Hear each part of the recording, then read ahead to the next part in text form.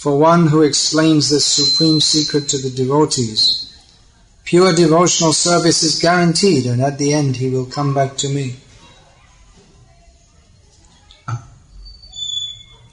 Generally, it is advised that Bhagavad-gita be discussed amongst the devotees only, for those who are not devotees will understand neither Krishna nor Bhagavad-gita. Those who do not accept Krishna as he is and Bhagavad-gita as it is should not try to explain Bhagavad-gita whimsically and become offenders. Bhagavad-gita should be explained to persons who are ready to accept Krishna as the Supreme Personality of Godhead. It is a subject matter for the devotees only and not for philosophical speculators. Anyone, however, who tries sincerely to present Bhagavad-gita as it is will advance in devotional activities and reach the pure devotional state of life. As a result of such pure devotion, he is sure to go back home, back to Godhead.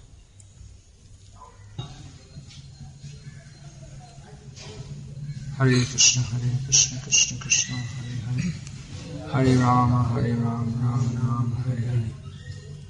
That this message of Bhagavad-gita is not meant only for Arjuna is clear from this verse and from the next verse. Nachatasman manushyeshu kashin me priyakrittamaha bhavita nacha me tasmad anyaf priyataro bhuvi. There is no servant in this world more dear to me than he, nor will there ever be one more dear. And of course, Chaitanya Mahaprabhu emphasized this preaching. Jare dekho tare kaho Krishna upadesh. Wherever you go, whoever you meet, speak the instructions of Krishna. The instructions of Krishna, principally Bhagavad-gita. So Chaitanya Mahaprabhu, as the most munificent avatar, Mahavadanya avatar, expanded what Krishna stated here. Krishna says here that this Bhagavad-gita should be spoken among the devotees. And Chaitanya Mahaprabhu says it should be spoken among everyone. That doesn't cancel Krishna's instruction just prior to this that Bhagavad-gita should not be spoken to the envious. But Chaitanya Mahaprabhu was very, very anxious that Krishna consciousness be imparted to everyone and that everyone become devotees. And our own Srila Prabhupada and his Gurudev, they emphasize this so much. Srila Bhaktisiddhanta Saraswati Thakur was against Nirjan Bhajan for those who are not fully advanced devotees. Hare Krishna. Nirjan Bhajan means sitting alone and chanting. Now that sounds like a very good idea, doesn't it? That you should just go away from all the Jana Janjal. That means no. It means the pandemonium of being among so many different people and just sit peacefully and chant Hare Krishna. The Bhaktisiddhanta Saraswati Thakur said, no, go among the people and preach Krishna consciousness. There was a well-known incident in which two of Srila Prabhupada's sannyasi's disciples were in the Radharaman temple in Vrindavan.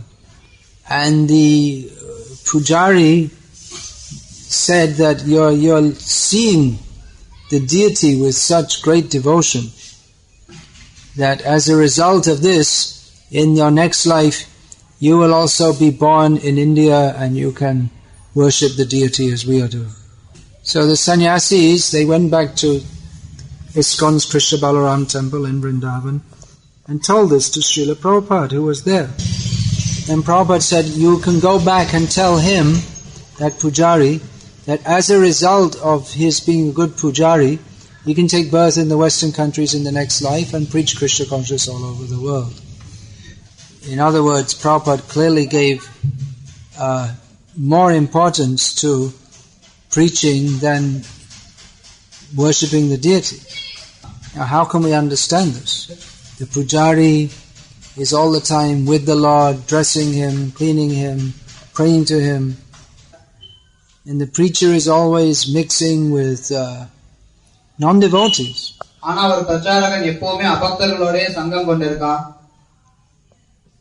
And the pujari born in Vrindavan has been living a very pure life all his life.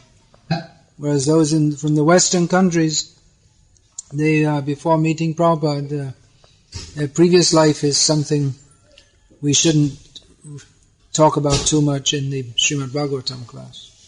What do you think, Gauranga? Your life before coming to ISKCON, it's good to discuss in the class. Gauranga Prabhu, நீங்க ISKCON வர்றதுக்கு முன்னாடி இருந்த வாழ்க்கைய இந்த மாதிரி வகுப்புகள்ல விவாதிக்கிறதுக்கு நீங்க விரும்புறீங்களா? We can discuss your life after coming to ISKCON in the class. How you're engaged morning till night in serving the Lord, very pure life. But better we don't discuss our lives before we came to Krishna consciousness. சிறந்தது என்ன அப்படினா கிருஷ்ண பக்திக்கு வர்றதுக்கு முன்னாடி நம்மளுடைய வாழ்க்கை எப்படி இருந்தது அப்படிங்கறதை விவாதிக்காம இருக்கிறது. Little bit we can do just to show the contrast that how Prabhupada has saved us. Well, the difference between before and after is quite pronounced. I always used to see in the newspapers in the Western countries, now you see in the newspapers in India also, photos before and after. Before, big fat woman. Afterwards, not very fat. Before, bald man. After, lots of hair on his head. Ours is round the other way. That before lots of hair on the head and afterwards bald. And actually it's often also very thin, and then after coming and taking prasadam, they become fatter. Ramakunda. Very fat. Shouldn't be too fat. So there's a great difference between the life before and after, and that's why preaching is stressed so much, because it's an act of mercy to uplift the fallen conditioned soul. Not very easy. Therefore, those who engage in this, they get the most mercy from the Lord. Krishna says here that those who engage in such preaching, they are the most dear to me. Well, we always heard that the gopis are the dearest devotees, isn't it? The gopis are the best devotees. Ramya kachid dupasana vrajavadhu vargena ya kalpita. According to Sri Chaitanya Matamidam, this Chaitanya Mahaprabhu's teaching is that the best mode of worship of Krishna is that of the Vrindavan gopis. But then again, there's a very famous verse spoken by the gopis themselves. Tavakatamritam tapta jivanam kavibiriditam kalmashapaham shravanamangalam srimadatatam bhuvigrinantiye bhuridajanaha. Who are the bhuridajana? Who are the very those who spread the glories of Krishna? In the gopis' estimation, they are the best, because topics of Krishna, they are amrita. They bring the dead people back to life. Those who are spiritually dead come to life by hearing those who are burning in the fire of material existence get relief from hearing topics of Krishna.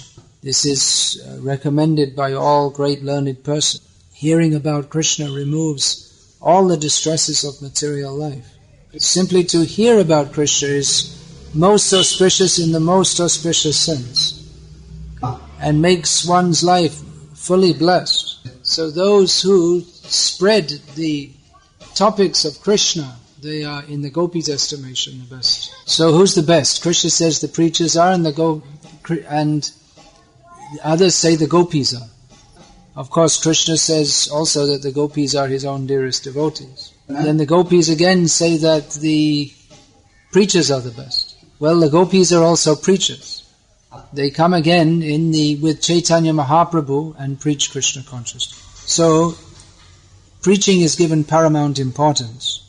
So everyone should try to assist in this preaching movement and become purified. We may say, well, in our movement we also do deity worship. But that deity worship in our movement is also part of the preaching.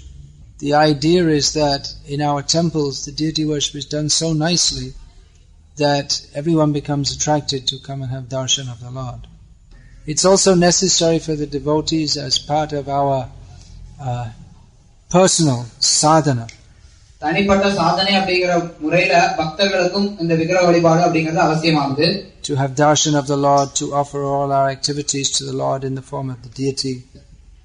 Deity worship is something wrong. It is the most archanam, is the most exalted activity. But so this statement that preaching is more important than archan doesn't mean that archan is not important. But it stresses the great importance of preaching Krishna consciousness. That archan may benefit oneself, but preaching benefits both oneself and others. So the conclusion is that we should try to preach Krishna consciousness, spread Krishna consciousness. What does preaching mean? It means to try to bring people to Krishna consciousness. So to do that we have to try to make an impression upon people. We have to convince them to do something which they're not doing now. We have to try to influence them. So how do we do that? Well, when we talk about preaching, generally when we think of speaking, isn't it? It's the basic activity in preaching. Although as I was saying, deity worship in our movement is also important part of preaching. All the activities in this movement are meant for preaching. But speaking is the activity that is required. People will come and see the deity, that's very good. But unless we speak to people, then their mind isn't going to change. We stress so much the distribution, or Srila Prabhupada stressed so much the distribution of his books, which is an extension of Srila Prabhupada speaking. But then even to get people to take Prabhupada's books, we have to speak to them. So not just speak, it's not just a machine. You would have a robot standing there saying, take a book. But that wouldn't have much effect, except people would come and look at the robot. But to get people to take one of Prabhupada's books, you have to speak to them, you have to see what is the mentality of the individual person, speak to them accordingly, maybe smile at them, speak in a manner that is designed to make them convinced that yes, I should buy this book. So in many ways, selling Prabhupada's books is there goes a man selling something door to door. He's selling blankets for the winter. Of course, I don't think they have much techniques. He'll just go around shouting blanket. They didn't read the books on salesmanship. In the Western countries, it's a highly developed art, how to get people to buy something which they weren't thinking of buying. And it mostly depends on the personality of the salesman, how he deals with people, what he says, and all this kind of stuff. Maybe our devotees, they should study sales techniques so they can sell more books. When we think of preaching also, we think of formal preaching, giving speeches. So you can also take courses on public speaking. Many things. You have to keep eye contact. I shouldn't do with the ladies. Don't speak in a monotone. Sometimes speak loudly, quickly, and sometimes speak a little slowly. Tell a few jokes now and then. So there are so many techniques. Actually, if you see Prabhupada's lectures, most of the time he sat with his eyes closed. He broke the rule, important rule. So there's no need for devotees to study all these techniques. You can do if you like, but we don't recommend it. The main thing in preaching is, because preaching is kirtan, one must perform shravan very nicely, first of all. Prabhupada said, because I've heard very nicely, therefore I can speak very nicely. What does that speaking nicely mean? Probably if you surveyed according to the standards of the public speaking academy, maybe Prabhupada wasn't such a nice speaker. He should have probably, when he came to America, studied the how to pronounce English properly, first of all, in a way that the American people could understand. And he should have studied English grammar, but Prabhupada didn't do that. Krishna consciousness. He could have introduced Krishna consciousness in a way that would have been more palatable to the American people. Prabhupada said that when I was thinking when I was coming to America, that when I asked them that you follow no meat eating, no gambling, no illicit sex, and no intoxication, they will say to me, Swamiji, you please get back on that boat and go back to India. That means that Prabhupada, from the very beginning, he knew what he had to speak, and he had no intention, he never even thought about compromising that for the sake of the American people. Could say that, well, maybe he could have just introduced the chanting alone, without principles, without so much philosophy. Although it's true that in the beginning, Prabhupada was in many ways very liberal with his first disciples, but he never compromised on the regulative principles. He never compromised on the philosophy. Practically from the first day he was there, he was fighting with all Mayavadis. So you may say, well, that wasn't very... You should have just emphasized the good things. But Prabhupada didn't want to cheat the public like that. By failing to point out all the defects, all of the cheaters, then we give them tacit approval. That means tacit approval? Indirect. It's like that, yeah. Yesterday I received a letter, a godbrother sent me. It was a copy of a letter he'd sent to a Western follower of this so-called Ravi Shankar. The real Ravi Shankar is very good. Ravi means the sun, and Shankar, that name is usually associated with Lord Shiva. It means one who makes auspiciousness. But this so-called guru is not spreading light, he's spreading darkness and inauspiciousness. So in his letter, this godbrother of mine, he just cut that person to pieces. All the nonsense and the hypocrisy and the bogus philosophy. And then he copied me another letter also that another godbrother of ours wrote and said, well, you could have been more understanding. But in response, the first godbrother wrote that, well, Prabhupada, if Prabhupada was here, he would have definitely been very, very heavy on that rascal. Wouldn't have tolerated. So it's the duty of preachers to present the truth as it is. That is the meaning of preaching. Now, anything else is not preaching Krishna consciousness. Now, there may be various attractions offered to people to make them interested in Krishna consciousness. But unless very soon after becoming attracted, they're not given Krishna Upadesh, which Chaitanya Mahaprabhu told us to preach, then we're not preaching Krishna consciousness. Preaching means one who has heard nicely, he can speak nicely.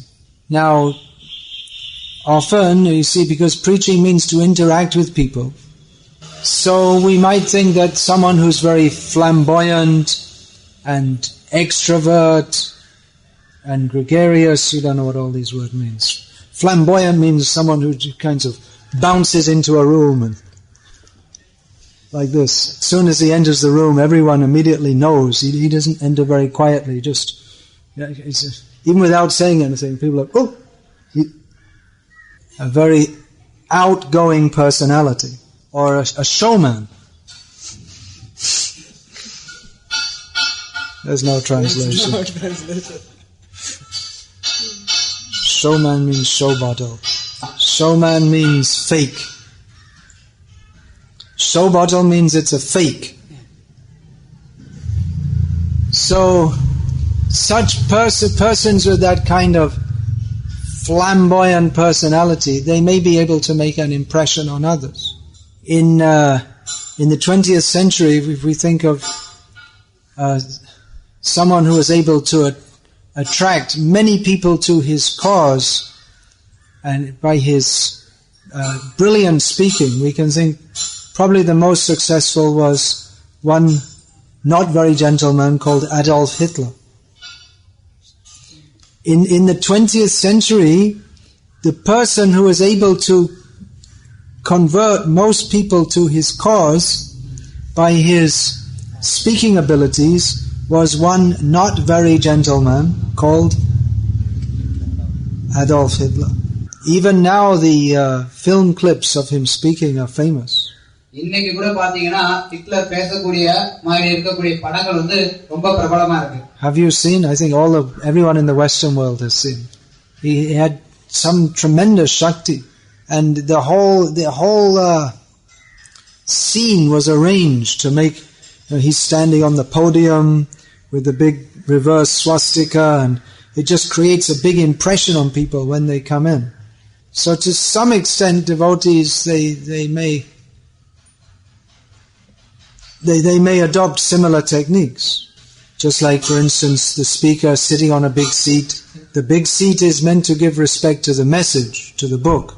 That's why I don't like to sit above the book. Recently we're in Patiala in Punjab, and after the lecture, the Sikhs, they worship Guru Granth Sahib, they're book worshippers. He said that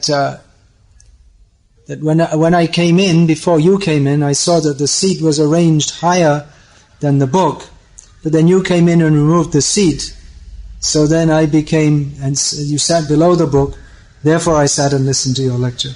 That's incidentally why I'm also holding this Bhagavad-gita all through the lecture, because I said so many times, please don't put me above the book, but you insist on doing so. So I'm holding it in my hand. So anyway, we may make some technique to promote that the speaker is very important. But then he should speak the message which is important. He should speak Bhagavad-gita as it is. That preaching is also, that can increase the popularity of the speaker.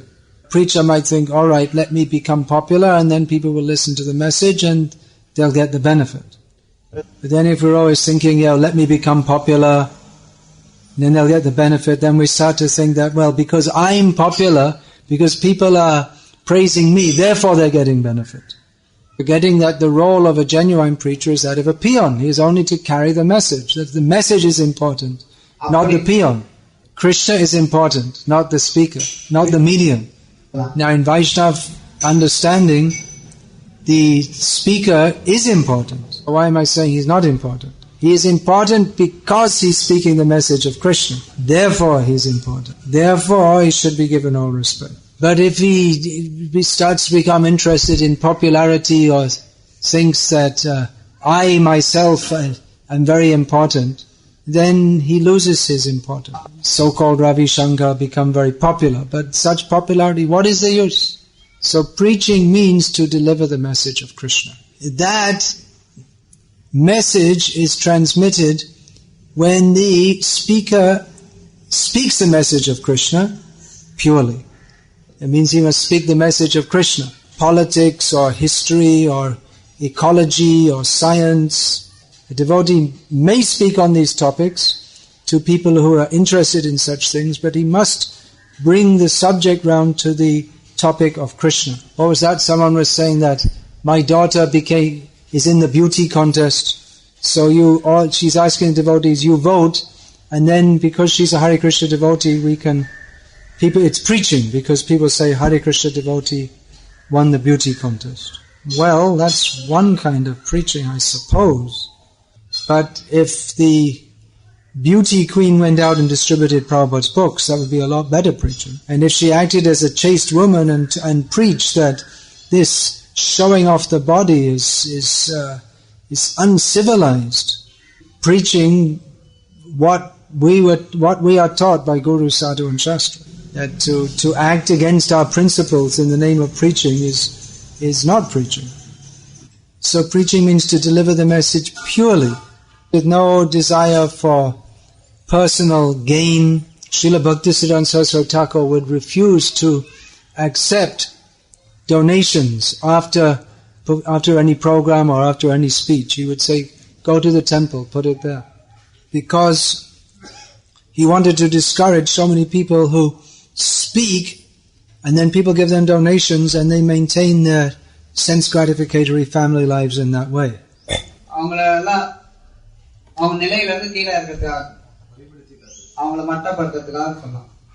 Because if you're thinking that, well, if I speak too clearly, then people may not give so much donation. Then you can't benefit others. You're just thinking, you're speaking the message of Krishna so that you can get some money from them. That becomes your motive, and it becomes watered down, and it becomes cheating. Actually, in the modern age, if you have rich supporters, you can become popular. This person I was speaking of, this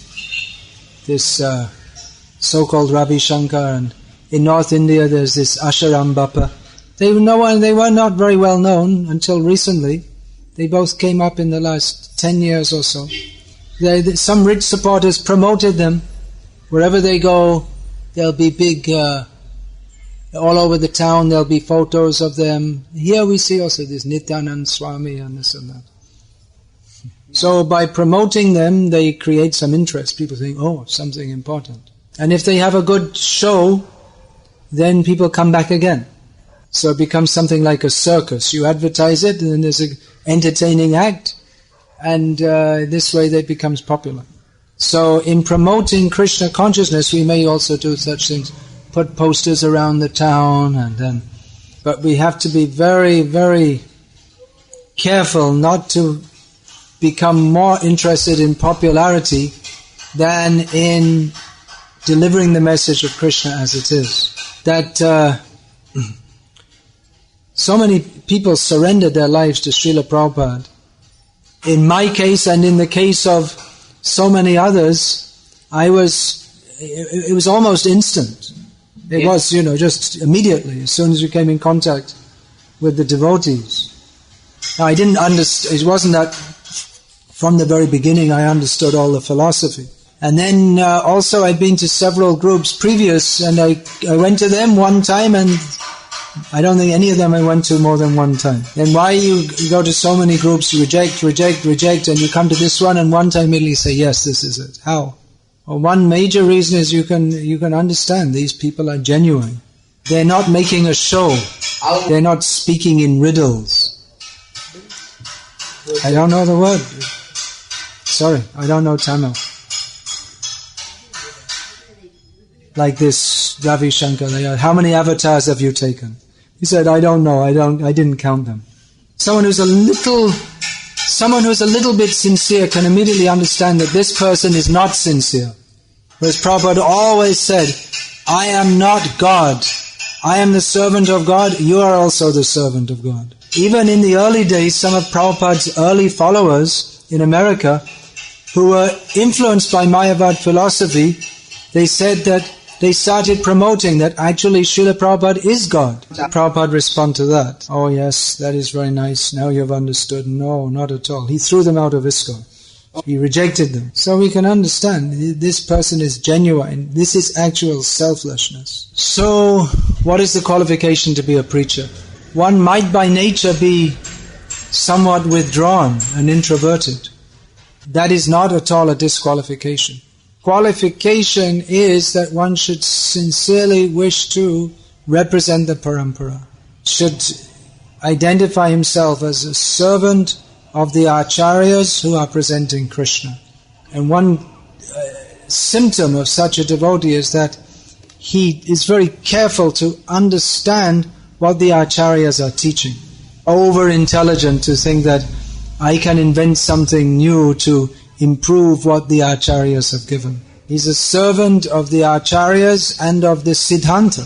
But one who is a servant of his senses is disqualified as a preacher.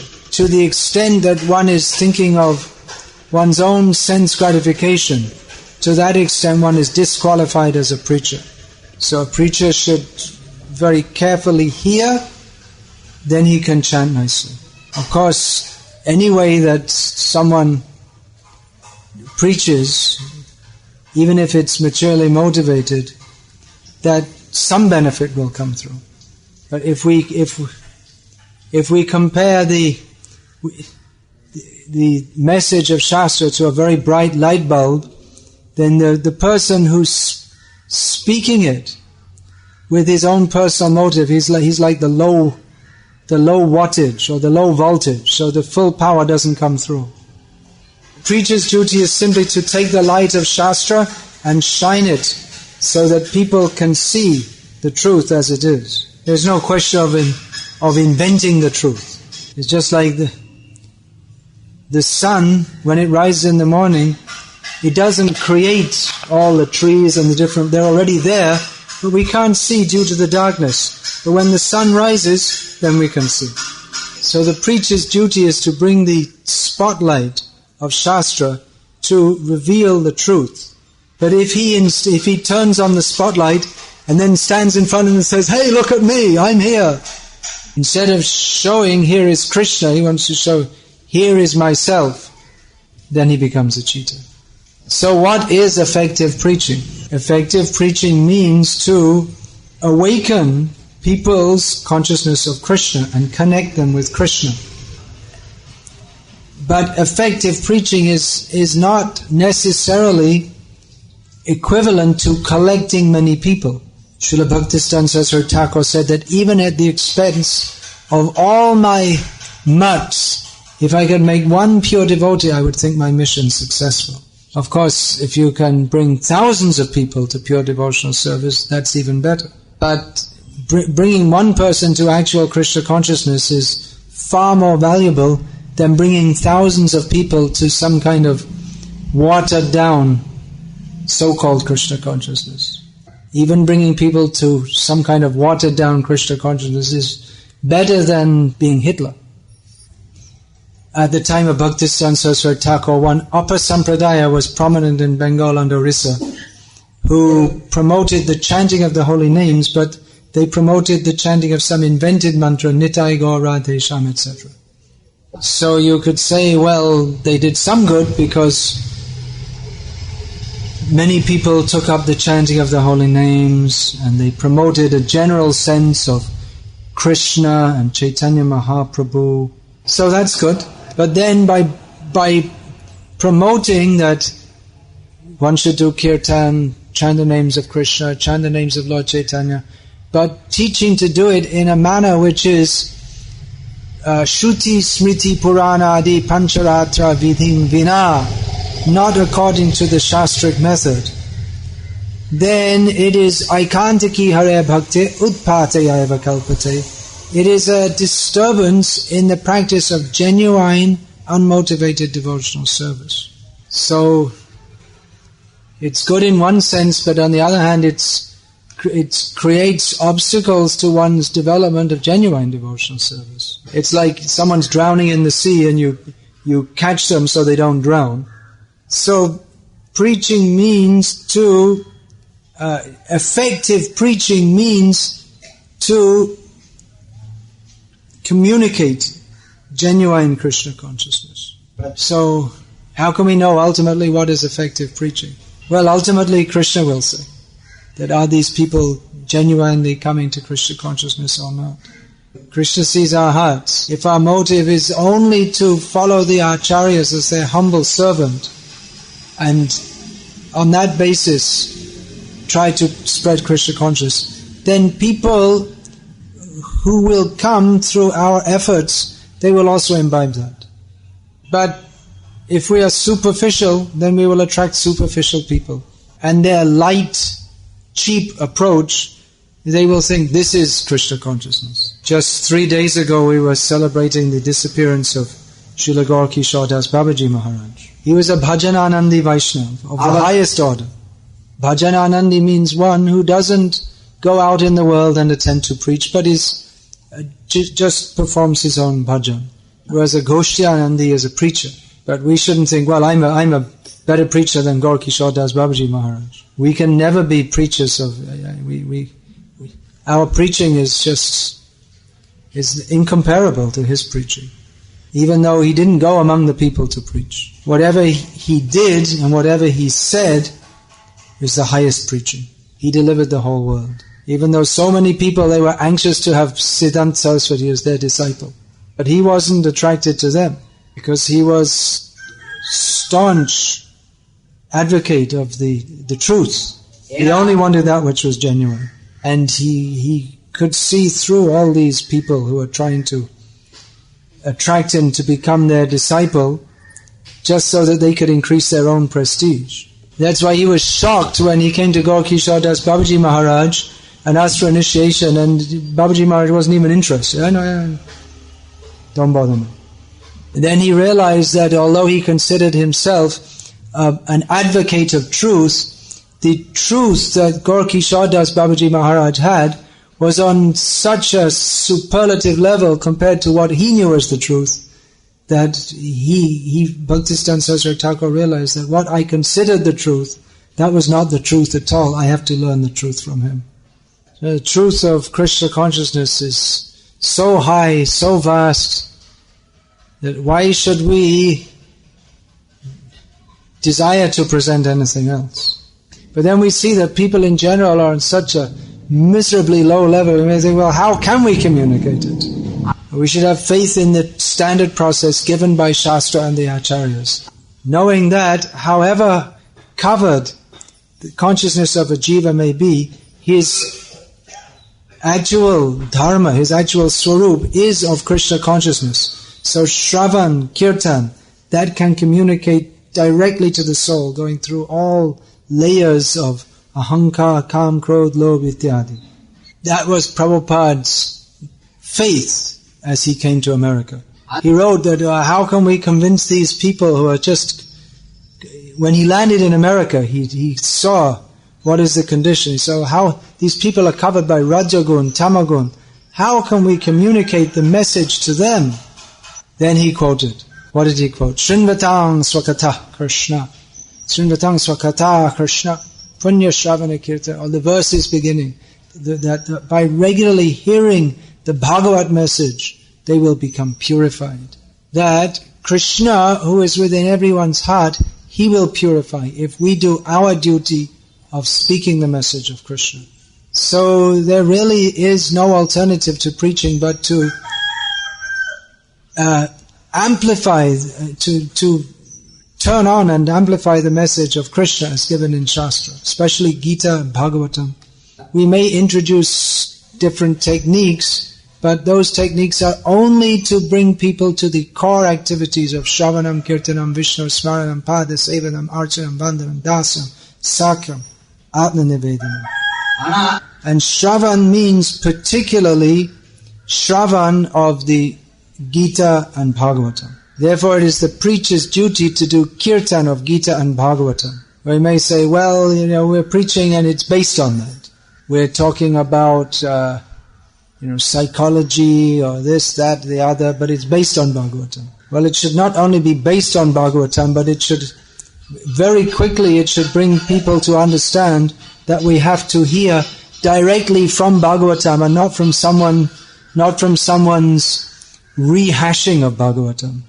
Prabhupada translated these books, and he instituted daily study of these Shastras among his followers. So it's not that we can just rewrite it in our own way and say, well, it's easier for the people nowadays and then the Shastra is just left. That's just for the intellectuals. We have to stick closely to Shastra and see what Shastra says as given to us by the Acharyas. There is no substitute for Shastra. Well, we may say, well, we have to make it simple for people nowadays. Well, it already is simplified. Stri Shudra Dvija Bandhunam. Women, the fallen or the low class people and the fallen so-called members of Brahmin families who are all Trayina Veda Gochara. They're not eligible for studying the arcane message of the original Vedas. So we should have faith in Shastra and study Shastra as given to us by Prabhupada. Otherwise we become like this, these bogus gurus. There are so many of them. They speak a little bit, they throw in a few words from Shastra here and there, but basically it's their own ideas. So many people I've spoken with in India all these years, I tell them, look, your guru is bogus, he's not following Shastra. And I tell them, but no, he's bogus because he's not following Shastra. And they get all upset, they become angry or they go away or they start crying or something. The guru, what he says is more important than Shastra, or that is Shastra. So I'm very, very grateful to Srila Prabhupada that he is a genuine guru and he gave me the genuine message of Shastra without adulteration. As Uddhav teaches us in Bhagavatam, we should be very, very grateful to Krishna for sending us a genuine guru who doesn't cheat us by speaking all bogus things. So the legitimacy of a preacher is that he presents the message of Shastra without any hocus pocus. Hare Krishna. Any question about this? There are some set of people who have been searching for the truth. Some set of people searching the truth. Some set? Some group.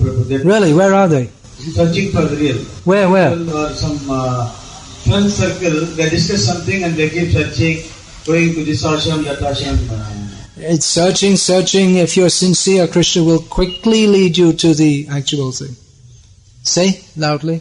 Someone came to Prabhupada and said, I'm searching for the truth. Prabhupada said, why don't you find it? If we're actually sincere, then Krishna in our hearts will lead us to the actual truth. Some people, they like to make a show of being very spiritual, that we're searching for the truth. But they're not actually sincere to find it. They're just advertising themselves as spiritual. Another time, someone said to Prabhupada that, Swamiji, it's very difficult to find a genuine guru. Prabhupada said, why? I'm a genuine guru. So Prabhupada could present himself as that because he was genuinely presenting the message of Shastra and the Acharyas. So you gave this people Bhagavad-gita as it is? We just talk to them, they get stuck here and there, and when we call them, they are not very... They're not sincere. They are not sincere. No. And how we should handle them? What can you do? What can you do? They're not interested. They're just cheaters. They're cheating themselves and others. Same as everyone else, give them prasadam, invite them to programs, give them Prabhupada's books. But we need not give them any more special attention than any other bogus, hypocritical people, of whom there are so many in the world. Guru Maharaj, sometimes we request just newly joined people to start preaching. So many times we hear excuse, I'm not qualified for it. You have to read your books and to speak to whoever we meet. They are making excuses and not qualified. We're asking new people to preach. Well, that can be dangerous also. There should be some level of qualification. I wouldn't send people out the first day distributing books, which is what we used to do actually in our movement. But it's better that they have faith that if you say that they are up to the minimal level required for going out and distributing books, they should have faith in that. Just ask them to become a humble servant and take Prabhupada's books and distribute them.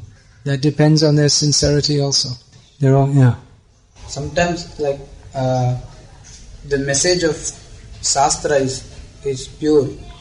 So, how is it, this Shabda Praman goes to the others. So, at the same time, we also feel like purity is the force.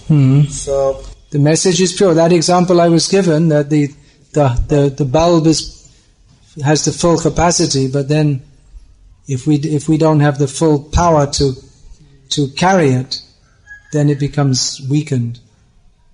If we don't have pure copper, then the electricity doesn't come through with the full force. So the message is pure, but our impurity may obstruct that. It gets mixed up with our own personal desires, which we see many times. In the name of preaching, one can try to spread his own domination, seduce women, make good bank balance for himself, advertise oneself as an avatar or a Paramahamsa just by advertisement. Hare Krishna.